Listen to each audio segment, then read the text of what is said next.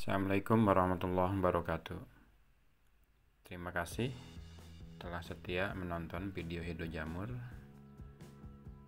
Kami ucapkan untuk para penonton dan subscriber Hido Jamur itu diberikan kelancaran usaha, kemudahan rezeki, dan diberikan milik yang melimpah ruah. Kali ini kita akan membahas tentang bagaimana peranan bibit di dalam budidaya jamur tiram. Seperti kita ketahui bahwa akhir-akhir ini budidaya jamur tiram terus menggeliat. Banyak sekali petani-petani bermunculan.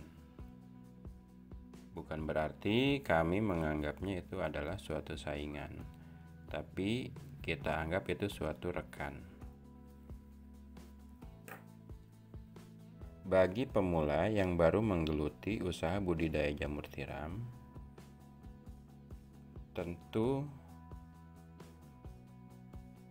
harus mengetahui beberapa aspek penting untuk menunjang keberhasilan budidaya jamur tiram.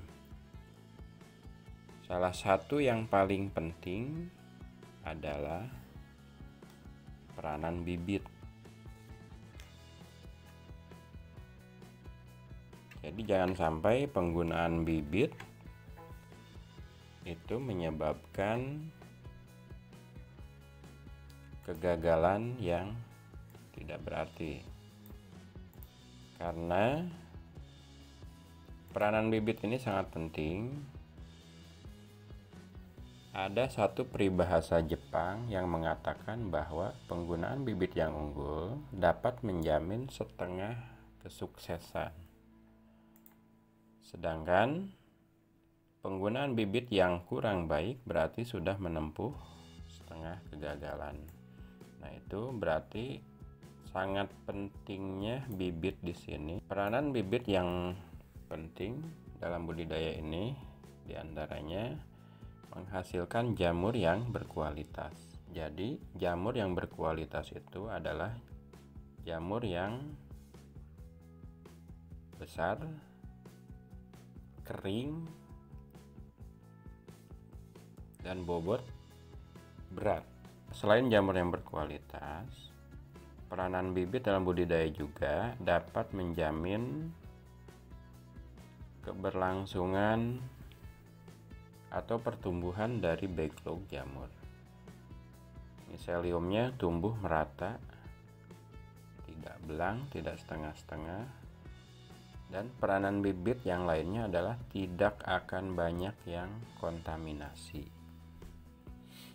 Meskipun kontaminasi itu tidak hanya berasal dari bibit saja, bisa aja dari proses inokulasi atau kurangnya penyetiman atau sterilisasi dan sebagainya. Dan yang terakhir, dengan memakai bibit yang bagus juga dapat mencapai target panen yang diinginkan. Biasanya target panen itu kurang lebih di angka 250 gram sampai dengan 300 gram per backlog. Lantas bagaimana ciri bibit jamur tiram yang baik? Oke, kita bahas satu persatu. Yang pertama, miselium itu berwarna putih seperti kapas. Jadi jangan sampai ada warna lain selain putih.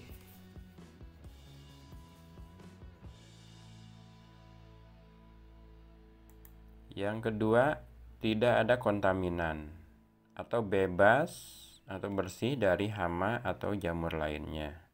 Jangan sampai ada jamur trichoderma yang berwarna hijau, atau ada jamur oncom yang berwarna orange,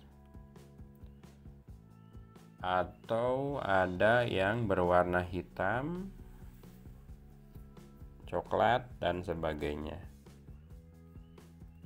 Jadi diperhatikan mulai dari bawah terus ke atas sampai ke permukaan bibitnya diperiksa, jangan sampai ada yang kontaminasi. Yang ketiga, miseliumnya tebal, jadi tidak tipis seperti ini. Miselium tebal menandakan bahwa miselium itu kuat.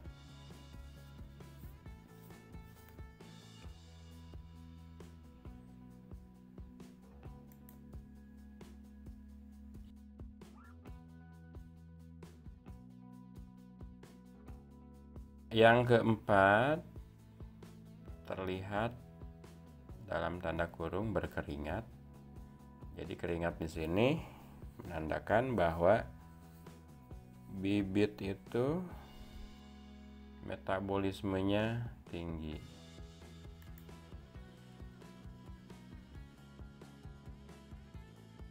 Yang kelima, jika bibit belum penuh, itu akan terlihat miseliumnya turunnya serempak atau rata. Jadi tidak ada yang turun sebelah lagi masih di atas.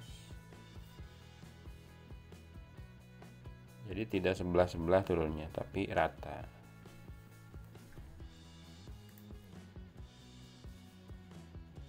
Yang keenam, tidak terlihat basah di bagian bawah.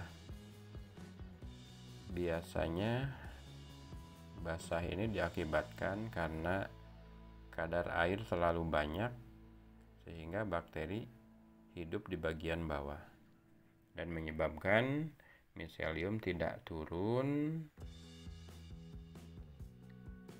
sehingga jagungnya nanti akan berwarna coklat atau hitam.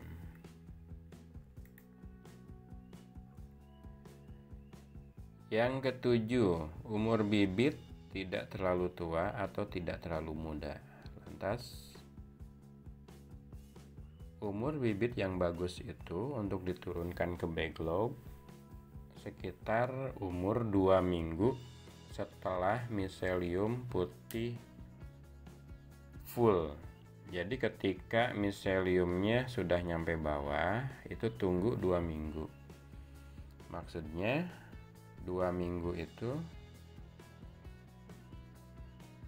dibiarkan dahulu miseliumnya tebal merata. Oke, baik. Yang ke-8, bibit yang baik itu jika dipakai ketika dikorek dengan spatula terasa renyah, tidak keras.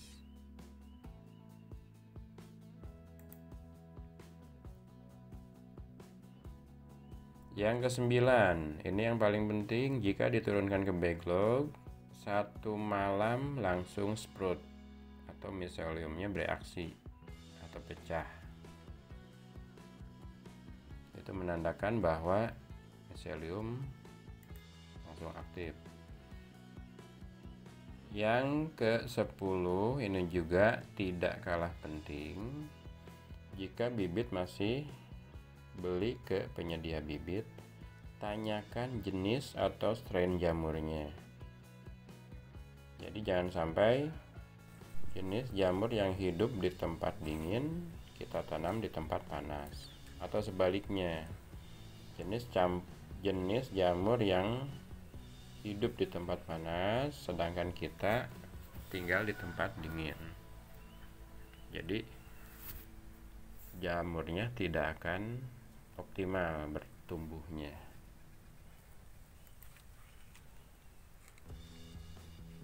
Terakhir, tanyakan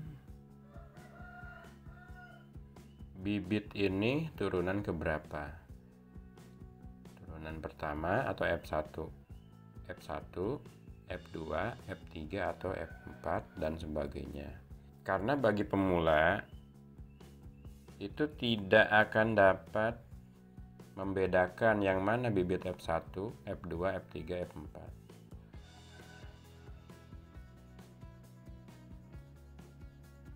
Jadi memang terlihat sama saja, tinggal kita menanyakan ke penyedia bibitnya, tinggal kita mengandalkan kejujuran ke penyedia bibitnya. Baik, mungkin itu aja ciri bibit yang unggul atau yang baik. Semoga dengan memakai bibit yang unggul, setengah kesuksesan telah kita capai. Lalu setengah lagi apa? Setengah lagi itu bisa dicapai dengan keterampilan proses. Artinya proses inokulasi harus dikuasai, proses sterilisasi harus dikuasai, proses perawatan juga harus dikuasai. Jadi mudah-mudahan info ini berguna. Semoga usaha kita semua diberikan kelancaran, diberikan rezeki, serta tidak lupa diberikan keberkahan yang tak terhingga. Terima kasih telah menyaksikan. Assalamualaikum warahmatullahi wabarakatuh.